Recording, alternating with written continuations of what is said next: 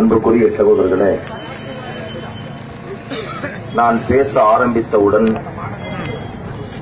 அனைவரையும் களையச் சொல்லி கைது செய்ய வேண்டும் என்று டிஎஸ்பி உத்தரவிட்டிருக்கிறார். அதனால்தான் காவல்துறை அதிகாரிகள் இங்கே பக்கத்திலே வந்து போபால் சிறையிலே தப்பிய கைதிகள் சம்பந்தமாக என்ன நடந்தது என்று இந்த உலகத்துக்கு தெரியக்கூடாது என்று நான் சொல்ல போகிற இந்த ரகசியம், நான் சொல்ல போகக்கூடிய இந்த செய்தி இந்த உலகத்திற்கு தெரியக்கூடாது என்று சொல்லி நாம் எழுப்பக்கூடிய கேள்வியை, நியாயமான கேள்வியை இங்கே இருக்கக்கூடிய மக்களுக்கு பரவலாக தெரிந்துவிடக்கூடாது என்று எனது குரல் வலை நசுக்கப்படவில்லை. இந்த நாட்டின் ஜனநாயகத்தின் குரல் வலை நசுக்கப்பட்டுக் கொண்டிருப்பதை இப்பொழுது புளியங்குடியில பார்த்துக் கொண்டிருக்கிறோம். நான் நேற்றைக்கு முன்தினம் சென்னையிலே, தலைநகர் சென்னையிலே தலைவரோடு தமிழ்நாடு முஸ்லிம் முன்னேற்ற கழகத்தினுடைய தலைமையின் கீழே அணு உலைக்கு எதிரான உதயகுமாரும் மார்க்ஸ் மனித உரிமை போராளி மார்க்சும் உள்பட மாநில தலைவர் உள்பட நேற்று முன்தினம் காவல்துறை அனுமதியோடு இந்த ஆர்ப்பாட்டம் தலைநகர் சென்னையிலே நடந்திருக்கிறது. இங்கே புளியங்குடியிலே ஆர்ப்பாட்டம் நடத்தக்கூடாது. எதுக்கு நீ ஆர்ப்பாட்டம் நடத்துற? போபாலிலே கொல்லப்பட்டால் இங்கேயே ஆர்ப்பாட்டம் பண்ற? நீ எதுக்கு 8 பேர் தீவிரவாதிகள் தானே கொன்னதுக்கு நீ ஏன் ஆர்ப்பாட்டம் நடத்துறேன்னு உங்க டிஎஸ்பி கேள்வி எழுப்பியிருக்கிறாரு. நீதிபதியை போல நான் இப்பொழுது சொல்லுகிறேன், உங்க டிஎஸ்பி இந்தியாவுடைய பிரதமராக இருந்தால் நாங்கள் ஆர்ப்பாட்டம் பண்ணிருக்க மாட்டோம். ஆனால் இந்தியாவுடைய பிரதமராக இருப்பது ஒரு பாசிஸ்ட். இந்திய தேசத்திலே முஸ்லிம்களையும் கிறிஸ்தவர்களையும் அழிக்க வேண்டும் என்று திட்டம் தீட்டியிருக்கிற RSS பயங்கரவாதிகளுடைய நாட்டிலே நடைபெறுகின்ற காரணத்தினால்தான் எங்கள் வழிகளை, எங்கள் பிரச்சனைகளை நாங்கள் அறப்போராட்டத்தின் மூலமாக அரசுக்கு சொல்லிக் கொண்டிருக்கிறோம்.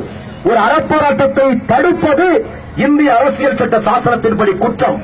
நாங்கள் செய்வது அறப்போராட்டம். எங்கள் சகோதரர்கள் கொல்லப்பட்டிருக்கிறார்கள் என்ற ஒரு காரணம் அல்ல. நாங்கள் என்கவுண்டரை எதிர்க்கிறோம். என்கவுண்டர் செய்வதற்கு நீங்கள் தயார் என்று சொன்னால் முதல்ல நீதிமன்றத்தை மூடு, நீதிமன்றத்தை மூடு, காவல்துறை விசாரணையை மூடு, சிபிசிஐடியை மூடு, அப்புறம் அதுக்கு மேல இருக்கக்கூடிய அதிகார மட்டத்தை தேசிய புலனாய்வுத்துறையை மூடிட்டு நீங்க என்ன பண்ணுங்க, காவல்துறை சுட்டுக் கொள்ளுங்க, தவறில்லை. ஆனால் இந்த நிர்வாக அடுக்குகள் எல்லாம் இந்த நாட்டிலே இருக்கிற போது நீங்கள் எப்படி சுட்டுக் கொள்கிறீர்கள்? அதைத்தான் நாங்கள் கேள்வி கேட்கிறோம். காலுக்கு கீழே சுடலாம், அவர்கள் தப்பி இருந்தால் அவர்களை சுற்றி வளைத்து பிடிக்கக்கூடிய எல்லா சாத்தியக்கூறுகளும் இருக்கிறது என்று இந்திய புலனாய்வுத்துறை சொல்லிக் கொண்டிருக்கிற போது, ATS என்று சொல்லக்கூடிய ஆன்டி டெரரிஸ்ட் கோட் என்று சொல்லக்கூடிய தீவிரவாத தடுப்பு படை, மத்திய பிரதேசத்துடைய தீவிரவாத தடுப்பு படையினுடைய அறிக்கையிலே அவர்கள் கையிலே எந்த ஆயுதம் இல்லை என்று ரிப்போர்ட் சொல்லி இருக்கிற போது நீயே ஆர்ப்பாட்டத்தை புடுங்குற, நீயே ஆர்ப்பாட்டத்தை பண்ற அப்படின்னு உங்க டிஎஸ்பி கேட்டால் நான் கேட்கிறேன், தமிழ்நாடு முஸ்லிம் முன்னேற்ற கழகத்துடைய தலைவரா டிஎஸ்பி? நான் கேட்கிறேன், யார் நீங்கள்? நாங்கள் பேசுவதிலே, எங்கள் போராட்டத்தில் தவறு இருந்தால் எங்களை கைது செய்யுங்கள், எங்கள் மீது வழக்கு பதிவு செய்யுங்கள், இல்ல கொண்டு போய் அவங்கள சுட்ட மாதிரி. அறப்போராட்டத்தை தடுப்பது எவ்வளவு பெரிய தவறு, எவ்வளவு பெரிய தவறு! இது அறப்போராட்டமா இல்லையா? மக்கள் கூடி போராட்டம் செய்வதற்கு அனுமதி இருக்கா இல்லையா? போராடக்கூடாது என்று சொல்வதற்கு நீ யார் என்று இந்த மக்கள் கேட்டால் என்ன பதில் சொல்லுவீர்கள்? ஏன் போராடக்கூடாதுன்னு சொல்றீங்க? போராடாம என்ன செய்யணும்? எங்களுக்கு போராட வேண்டிய அவசியம் ஏற்பட்டால் நாங்கள் போராடுவோம். இதுக்கு தான் போராடணும், இதுக்கு தான் போராடக்கூடாது இந்திய அரசியல் சட்ட சாசனத்தில் எழுதி வைத்திருக்கிறீர்களா? என்ன போராட்டத்திற்கு ஏன் நீங்கள் மறுக்கிறீர்கள்? அதான் எனக்கு தெரியல. நியாயமாக நடக்க வேண்டிய ஒரு ஆர்ப்பாட்டத்தை தடையை மீறி நடத்துவதற்கு காரணம் இந்த டிஎஸ்பி. அவருக்கு ப்ரமோஷனுக்கு நாங்களா கிடைச்சோம்? நான் கேட்கிறேன், உங்களுக்கு நல்ல பேர் வாங்குறதுக்கு நாங்களா கிடைச்சோம்? சங்க பரிவாருக்கு கலையை ஊத்துறதுக்கு நாங்களா? உயிர்களை இழந்து நிற்கிறோம். நான் பட்டியல் போடட்டா? RSS பயங்கரவாதிகள் செய்திருக்கிற படுகொலையை நான் பட்டியல் போடவா? நீங்க பெற்று தருகிற நீதியை RSS காரன் தான் இந்த குண்டு வெடிப்பை செய்தான் சொல்லி நான் ஒரு பட்டியலை இங்க தயாரித்து வாசிக்கட்டுமா? உங்க டிஎஸ்பி நீதி பெற்று தருவாரா? நாங்கள் தமிழ்நாடு முஸ்லிம் முன்னேற்ற கழகத்தை கலைத்து விடுகிறோம். என்ன, யார் பேர்ல நீங்க அச்சுறுத்தல் பண்றீங்க? யார் உங்களுக்கு அந்த அதிகாரத்தை தந்தது? எங்களை பாதுகாக்க அதிகாரம் தான் உங்களுக்கு இருக்கிறதே தவிர எங்களுடைய அறப்போராட்டத்தை எப்படி நடத்தணும், என்ன செய்யணும் தீர்மானிக்கிற அதிகாரம் உங்களுக்கு யாரும் தரல. தமிழ்நாட்டுடைய முதலமைச்சர் ஜெயலலிதாவை எதிர்த்து ஆர்ப்பாட்டம் செய்தவர்கள் நாங்கள். என்ன போராட்டத்தினுடைய முனையை நீங்கள் மறுக்க பார்க்கிறீர்களா? ஏராளமான கேள்வி இருக்கிறது. அப்பாவிகளை கொண்டிருக்கிறார்கள். அவர்கள் சிறையில் இருந்து தப்பவே இல்லை. அவர்கள் சிறைக்குள்ளேயே சுட்டுக் கொல்லப்பட்டிருக்கிறார்கள். கொண்டு வந்து இழுத்து போட்டுக்கிறீங்க. சிறையில சிசிடிவி கேமரா இருக்குமா இல்லையா? சிறையில கண்காணிப்பு கேமரா இருக்குமா இல்லையா? அந்த கேமரா ஒண்ணு கூட வேலை செய்யலன்னு சொல்றான் அயோக்கிய பையன். நாங்க எப்படி ஏற்றுக்கொள்றத சொல்லுங்க. ஒரு கேமரா கூட என்ன சுத்தி எவ்வளவு கேமரா இருக்கு? 32 காவல்துறை அதிகாரிகளுடைய கேமரா என்ன படம் முடிச்சிட்டு இருக்கு. எல்லாம் முடிஞ்ச உடனே உங்க எஸ்பி கேட்கிறாரு, எங்கயா கோவை சைடு ஷூட் பண்ணுங்க, நான் எங்கயா கேமரான்னு கேட்டா இல்லீங்க எல்லாமே அழிஞ்சு போச்சுன்னு சொன்னா உங்க எஸ்பி நம்புவாரா? சொல்லுங்கள். மத்திய புலனாய்வுத்துறை நம்புமா இந்த செய்தியை? அதைத்தான் நாங்கள் கேட்கிறோம். சிறையில் இருக்கிற கேமராவை ஏன் அழிச்சீங்க அயோக்கிய பயன்களா? அப்ப உங்கள்கிட்ட நீதி இருக்கா? இதை கேட்பதற்கு எங்களுக்கு யோக்கியதை இல்லையா? நாங்கள் இந்த மக்களாட்சி தேசம் தானே, இது மன்னராட்சியா? பிரிட்டிஷ்காரன் நாய் ஆட்சியிலேயே நம்ம இருக்கோம், மனுஷ ஆட்சியில தானே இருக்கோம். ஏன் எங்களுக்கு அனுமதி மறுத்தா ஏன் மறுக்கிறீங்க? எங்க வரிப்பணத்தை தானே சம்பளம் வாங்குறீங்க. இந்த நாட்டு மக்களுடைய வரிப்பணத்தை சம்பளம் வாங்கக்கூடிய நீங்க எங்கள் அறப்போராட்டத்தை தடுப்பது நியாயமா? நான் கேட்கிறேன். அதற்கு இவ்வளவு காவல்துறை அதிகாரிகள் தேவையா? நான் கேட்கிறேன். வண்டி கொண்டு நிறுத்திட்டா ஆர்ப்பாட்டத்துக்கு அனுமதியா? தடை மீறி நாங்கள் இந்த ஆர்ப்பாட்டம் செய்ய வேண்டிய அவசியத்தை உருவாக்கியது யார்? இந்த ஒரு பதட்டமான சூழ்நிலையை உருவாக்கியது யார்? இந்த காவல்துறை அதிகாரி, உங்க டிஎஸ்பி. இது தவறு இல்லையா? எஸ்பி சொல்றாரு, நியாயமா பேசுறாரு எஸ்பி. ஆனா உங்க டிஎஸ்பி அதை தவறா எடுத்துக்கிட்டு நம்ம கிட்ட மோதுறதுக்கு அவர் முயற்சி பண்றாரு. எங்கள்கிட்ட மோத போறீங்களா? எங்கள்கிட்டயா நீங்க மோத போறீங்க? அநீதியோடு மோதுங்கள். உங்கள் காக்கி சட்டைக்கு யோக்கியதையாக நீங்கள் நடந்து கொள்ளுங்கள். நாங்கள் யாரோடு மோத வரவில்லை. சட்டம் உங்க கையில் இருக்கு, ஆயுதம் உங்க கையில் இருக்கு, அதிகாரம் உங்க கையில் இருக்கு. என்ன வேணாலும் இந்த பாமர மக்களை எவனை வேணாலும் சுட்டுக் கொள்ளலாம், எவனை வேணாலும் எதிர்த்து பண்ணலாம், எவனை வேணாலும் வண்டி கொண்டு நிறுத்தி அரெஸ்ட் பண்ணிட்டு போலாம். எத்தனை நாளைக்கு சார் நடக்கும்? மேல ஒருத்த பாத்துக்கிட்டு இருக்கான். போற வழியில இழுத்துட்டு சாகக்கூடிய நிலைமையில நம்ம வாழ்ந்துகிட்டு இருக்கோம். இப்படி இருப்போமா? அபுத்தாயிருக்கு விடுதலை கேட்ட நான் ஜெயலலிதாவிடம், ஜெயலலிதா அவர்கள் சொன்னார்கள், எங்கள்கிட்ட அந்த மாதிரி பாலிசி இல்லைன்னு சொன்னாங்க. அப்படிங்களா? குட் பைன்னு வந்துட்டேன். இப்போ அவங்களுக்கு ஒரு பாலிசி நம்ம ரெடி பண்ணிக்கிட்டு இருக்கோம். சிந்திச்சு பாருங்க. அபுத்தாயிரம் விஷயத்துல பாலிசி எங்க பாலிசி அல்லாஹ் கையில போயிருச்சு. சிந்திச்சு பாருங்க. அடுத்தது நான் இப்ப பன்னீர்செல்வத்தை கேட்ட முந்தானது சென்னையில, அபுத்தாயிருக்கு விடுதலை கொடுங்க, இல்லைன்னா பன்னீர்செல்வத்துக்கு என்ன நிலைமையோ இன்னொரு சங்கத்தில் கேட்பேன். நாங்கள் கேட்கக்கூடியவர்கள், நீங்கள் தரக்கூடியவர்கள். காலம் மாறும். நாங்கள் தரக்கூடிய காலத்தை அடைவோம். அப்பொழுது உங்களுடைய வாரிசுகள் இந்திய தேசத்தின் ஒரு முனையிலே வாழ்ந்து கொண்டிருப்பார்கள். ஆனால் அநீதி இழைக்க மாட்டோம்.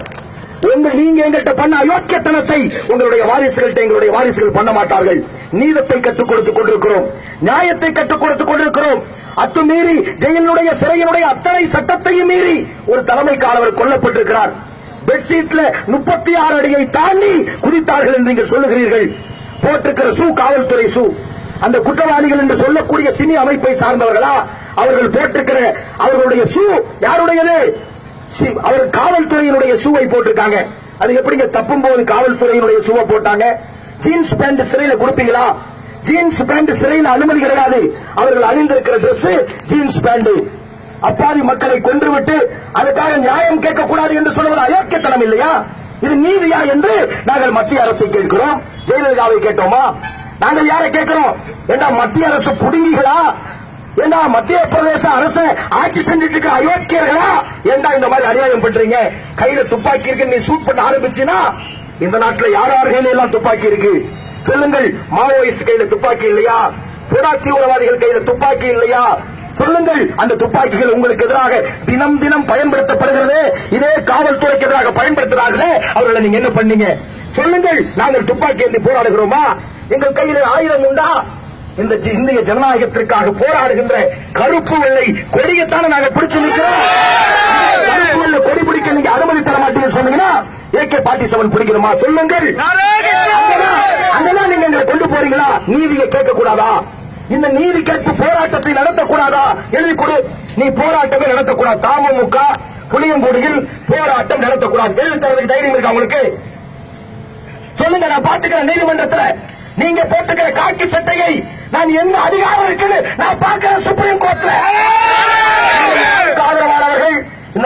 RSS ஆதரவா? நீங்க இந்த நாட்டின் பிஜேபிக்கு ஆதரவா? இந்த நாட்டுடைய முஸ்லிம்களுக்கு எதிரே அடிக்கிறீங்களா டிஎஸ்பி சார்? எத்தனை காலத்துக்கு இருப்பீங்க நீங்க?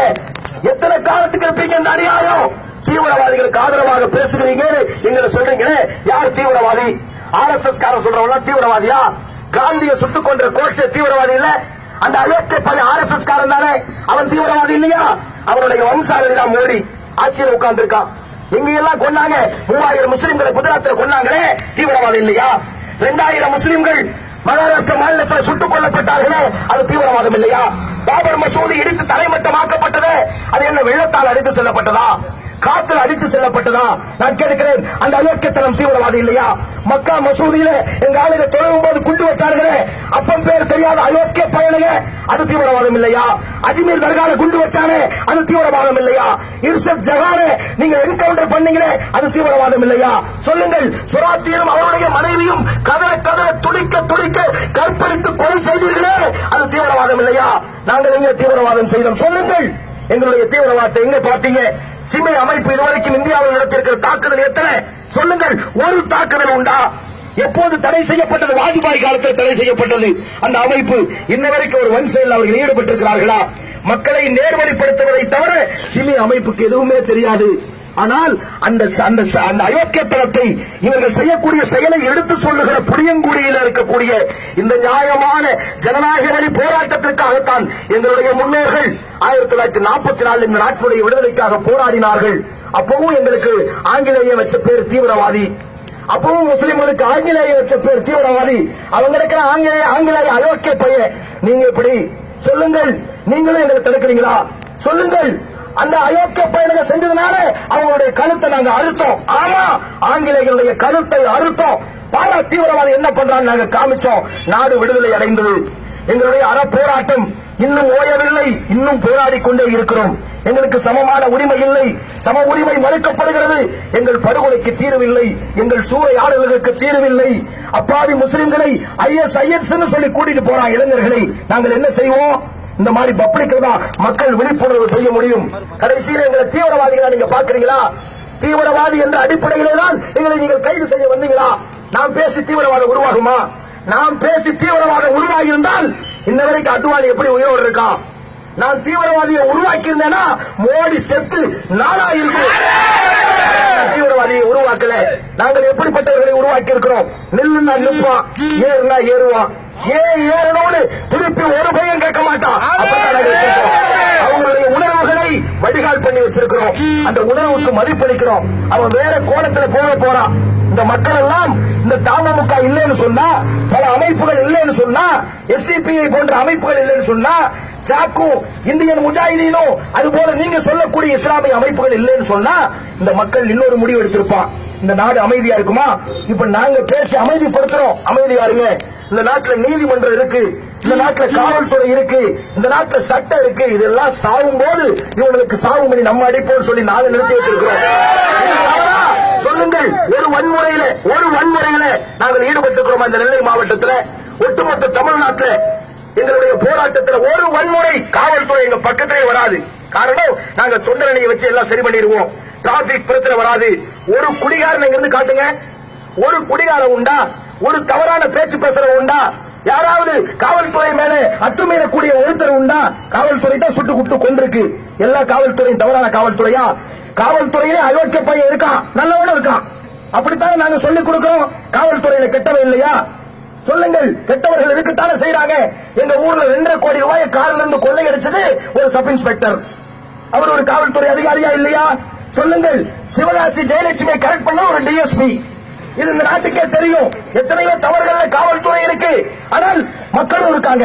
இதை இரண்டையும் சமன்படுத்தி நியாயமாக நடந்து கொள்வதான நீதி. இதை கேட்பது தீவிரவாதமா?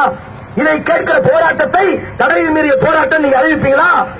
நீங்க நிறுத்த வேண்டாம், நானே நிறுத்துறேன். நான் நிறுத்துறேன். நாங்க அத்தனை பேர் அரசுக்கு தயார். கொஞ்சம் உள்ள வாங்க, வரிசையா அந்த வண்டியில ஏறுங்க.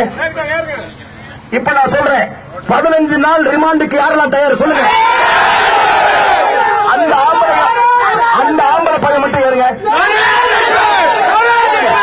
சட்ட யாரும் அமைதி. ரோடு போகக்கூடாது. வண்டியில மட்டும் ஏறணும். கோஷம் போடக்கூடாது. கோஷம் கோஷம் போடக்கூடாது, ரோட்டுக்கு போகக்கூடாது. சீட்டுல மட்டும்தான் உட்காரணும், ஸ்டாண்டிங் கிடையாது. இந்த பஸ்ல ஸ்டாண்டிங் கிடையாது, நான் ஸ்டாப். சட்டப்ப கோஷம் போடாதே, கோஷம் போடாதே, கோஷம் போடாத. ஏறு, உள்ள போய் உட்காரு. பஸ் சேதப்படுத்தக்கூடாது. பஸ்ல இருக்கிற சீட்டை எந்த வேலையும் பண்ணக்கூடாது. எந்த ஆரவாரமும் கூடாது. எல்லா வாகனத்துக்கும் வழி விடுங்க. எல்லாம் ஏறி உட்காருங்க. சீட்டுல மட்டும் உட்காரு, ஸ்டாண்டிங் கிடையாது. ஒரு ஆள் போங்க, 2 தலைவர்கள் போங்க, 2 தலைவர்கள் சரி பண்ணுங்க. எந்த டேமேஜ் பண்ணக்கூடாது. பஸ் ஒழுக்கமானவன் யாருன்னு நான் காட்டுறேன், கட்டுப்பட்டவன் யாருன்னு நான் காட்டுறேன். இந்த நாட்டில் உங்க நிர்வாகத்தை உங்க நிர்வாகம் நீங்க காட்டுங்க. 2 பேர் கரெக்ட் பண்ணுங்க, 2 பேர் சரி செய்ய போங்க போங்க.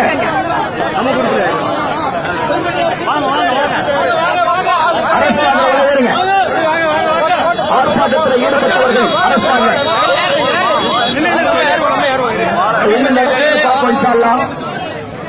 மரணம் ஜெயிலையா இருந்தா அதுக்கு நம்ம தயார், மரணம் சிறையிலையா இருந்தா அதுக்கு தயார். எல்லாத்தையும் என்கவுண்டர் பண்ணு, இந்த எல்லாத்தையும் என்கவுண்டர் பண்ணு. நாங்க வரமாட்டோம் ஜெயிலிருந்து.